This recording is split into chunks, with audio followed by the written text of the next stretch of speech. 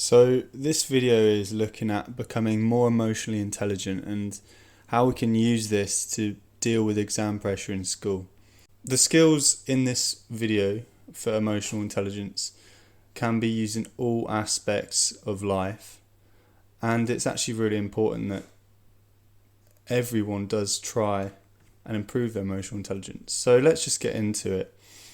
So there's a study that found a positive correlation between high emotional intelligence and better performance in examinations for children of the same cognitive ability. Before talking about any of this, however, we need to dive deeper into emotion itself. So everyone experiences emotion all of the time. We can be happy, we can be sad, angry, excited. Some of the emotions are easier to identify than others. Some we feel often, some we rarely feel. When you go to school or college, you're told that you're behind target grades. You receive constant pressure from teachers, universities, apprenticeships, home, and even yourself to try and do better, make sure you get the grades that you need. And even though this year exams aren't running, the pressure's still ever present. So I'm sure anyone who's a student at the moment, or anyone who's been a student, which is everyone, we all know how it feels to be under exam pressure. And quite a lot of schools and colleges don't really have the sort of emotional support there that students need. And there's some things I could have done with in school would have really helped me. So that's the main reason I'm making this today. So when we talk about emotion, a widely used and helpful metaphor is that of the sea. So if we imagine ourselves to be in the sea, submerged by water above a rocky seabed, every wave that comes towards us is considered an emotion. So emotions are like waves. They come and go all of the time. Some days the water is calm, it's easy to enjoy, the waves are gentle, and we can enjoy them as they lift us up and lower us back down gently. And these are days we see as our good days, the days where we sort of float in the sea, where the pressures don't get to us. But as the pressures mount up, sometimes the sea can be a scary place. Waves get bigger. You don't know how to deal with these waves. So if you don't know how to deal with them, you're only going to end up being slammed against the rocky seabed. So in our analogy of the sea, all of this pressure creates big, scary waves. Some people are better at dealing with the big waves. They see the waves coming, they know when to dive under before they reach the peak, and pop out of the other side unscarred. Some people can even surf them with a smile on their face. Many, although, are not comfortable in the water. We can try to swim away, but eventually the wave is going to catch up and throw us to the rocky bottom. We can panic and end up swallowing water, not being prepared for the next wave, or we can learn the techniques that will help us to get better with the waves, more comfortable being surrounded by the emotion. So ultimately, one day, like a surfer, we will know which waves we can ride, which waves we can duck under, and ultimately avoid getting caught up on the rocky bottom and just hurting ourselves. Emotions work just like waves do. So when we get caught up in emotion, negative emotions, it's just the same as being caught up in a wave. It can be scary if we don't know how to deal with our emotions. The same sort of things that would physically happen to us in a wave mentally happen to us when we suffer from emotion. And often the exam pressure creates waves of emotion such as anxiety. What if I fail? I won't get a job. I was sad forever. Everyone will think I'm stupid. Sort of that non-rational thinking. Sometimes the waves we feel from our exam pressure, anger. I'm so stupid, anger towards ourselves, anger towards other people. Oh, I hate my teachers, I hate school, this isn't fair, why me? Often it's fear, so things like, I'm so scared of the exam, I might not know the answers. Fear and anxiety often come hand in hand, and so does anger. They all come ultimately from stress, and we have different responses to stress, and this is why it's sort of a personal journey that everyone needs to do to sort of discover how they work when stressed. So while these emotions present themselves in different forms, just as waves would, we can get big waves, we can get small waves, we can get waves that break earlier than the other waves. They're all individual and each experience is different. But there are abilities that we can practice and get better at to deal with emotion.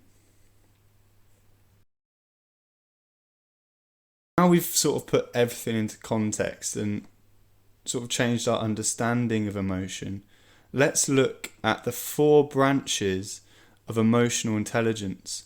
Number 1, perceiving emotion.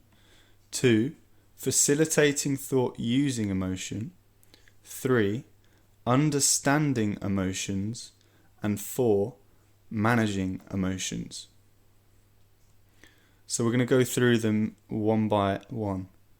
So when we talk about perceiving emotion, this is sort of the equivalent of seeing the wave from a distance, recognizing what type of wave it's going to be. So we identify the emotion. Each emotion has telltale physiological and psychological responses. For example, anxiety, we might get fidgety, shaky. We might start sweating more than we usually do. And when we recognize our thoughts, they seem to be spiraling out of control, linking from one to the next. And it's just a cycle of more and more negative thinking and ultimately result in panic. Next, we've got anger. So anger, we might start breathing heavier.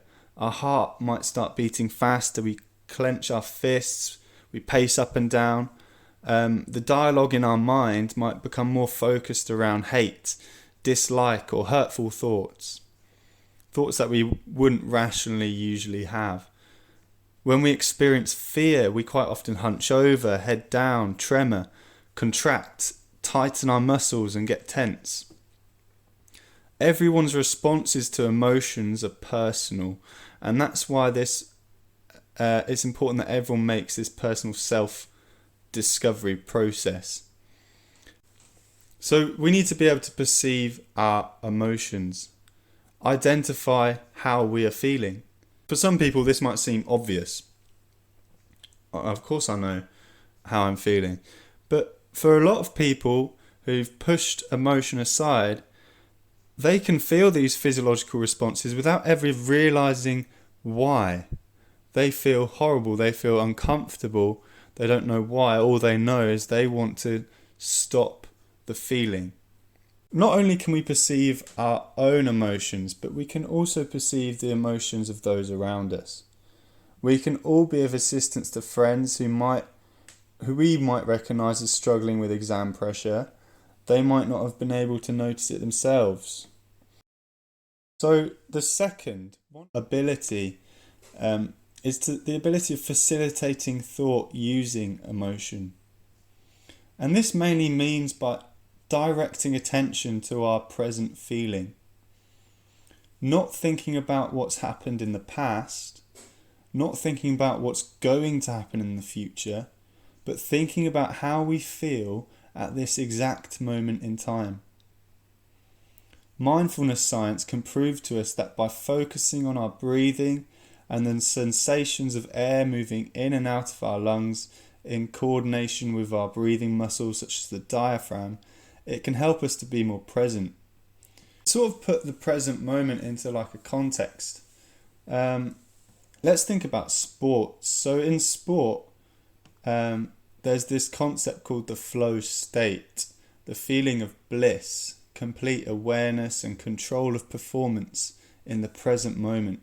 We've all seen sports performers in this state of mind on the TV when everything they do seems perfect, almost godlike.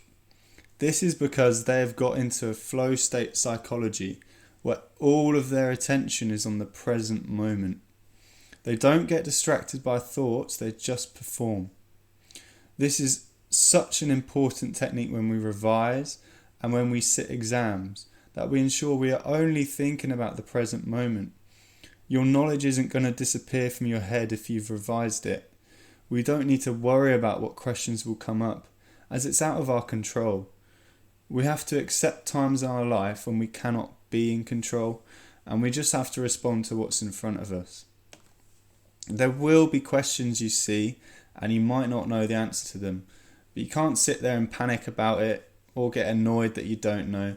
You can only be present, move on to the next question, and at the end, come back, have another go at the questions that we can answer.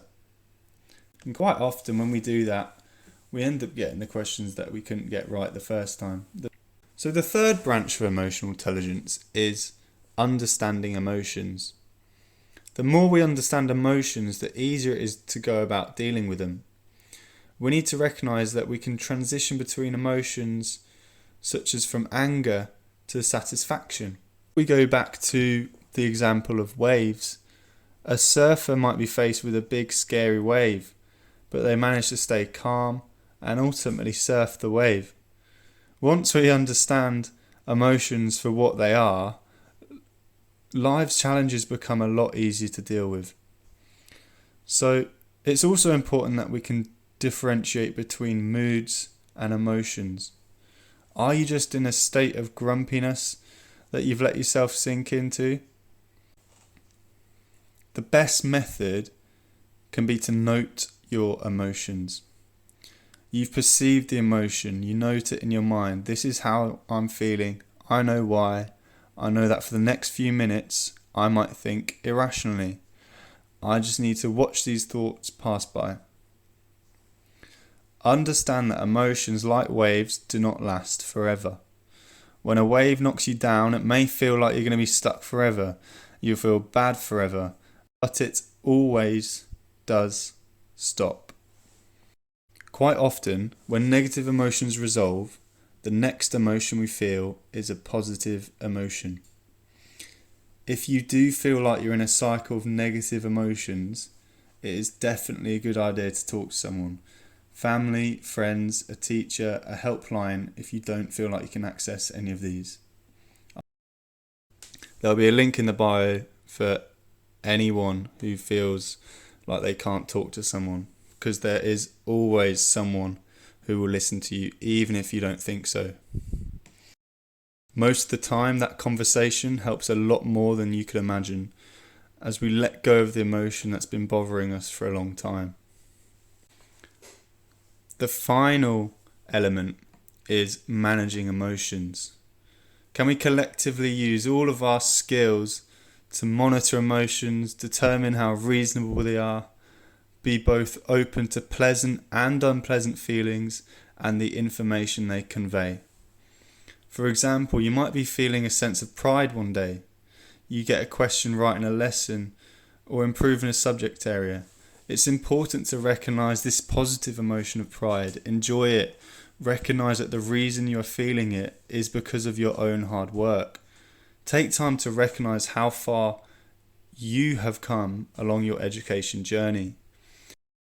So the last point of managing emotions is being able to manage the emotions of others, not just your own emotions.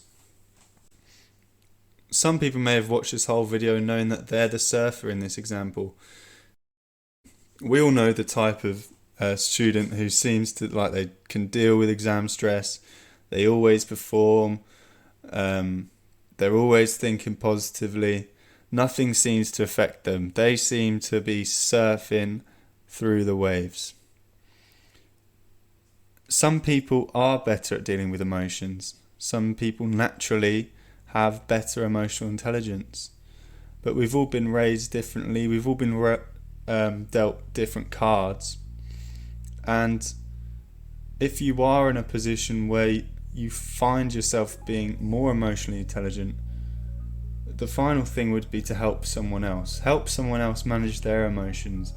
Be there to listen, give them advice. An example of advice that I could give to people that helps me, it might not help everyone, but it's something you could try, is when I feel stressed, I like to breathe in for 4 seconds through my nose and breathe out for 6 through my mouth.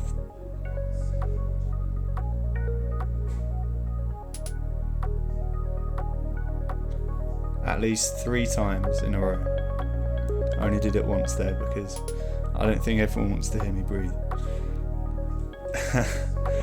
But it's important when we do that, all of our tension goes to our breath, nothing but our breath.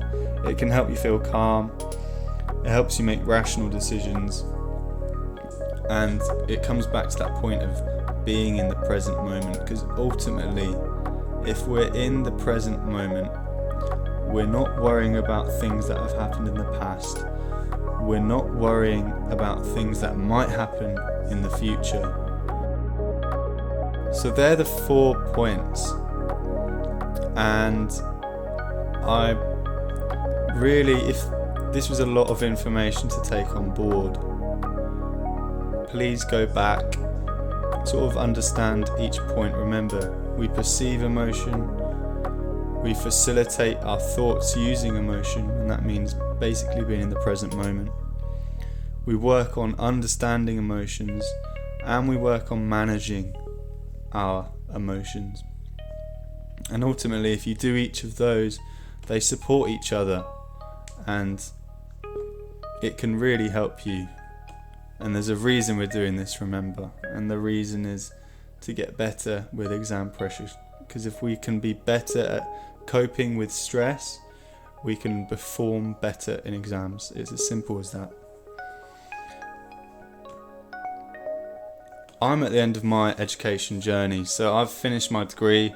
I'm about to become a qualified teacher. I'm 22 next week, but I wouldn't consider myself a master of emotional intelligence. I've done a lot of research on the topic, but it doesn't mean that I always surf the waves. I often do find myself on rock bottom, just like everyone else on this planet. But I know I've been dedicated over the past few years to become better at dealing with the waves of emotion that everyone deals with. Letting negative emotions take over you only hurts yourself, and it hurts those around you. So we all have a responsibility to get better at managing our own emotions. At school, this definitely wasn't the case for me. In the sea sort of metaphor, I definitely wouldn't have been a good emotional swimmer. I threw up before every A-level exam. I'd never really truly learned how to deal with emotions. I'd always push them aside, which I think a lot of people do, especially boys. So boys, look out for each other and look out for yourselves. My advice to everyone would be to actively do something about it. Become more emotionally intelligent. It's scientifically proven to help you in life. I hope that by watching this, at least someone, even one person, it'd be nice to know I've helped one person. I'm really sorry I've not been producing any more biology content, but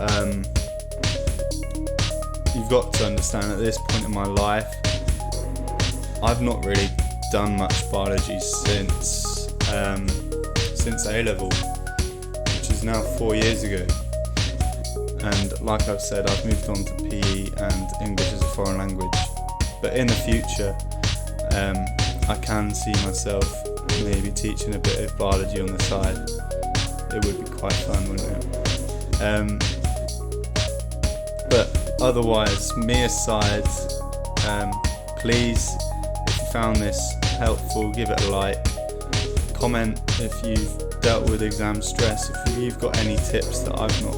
There's going to be millions, thousands of tips that I've not covered in this video. And if it sort of opened sort of got the cogs turning for you, and made you a little bit more interested in emotions, I really advise that you do more research about emotional intelligence.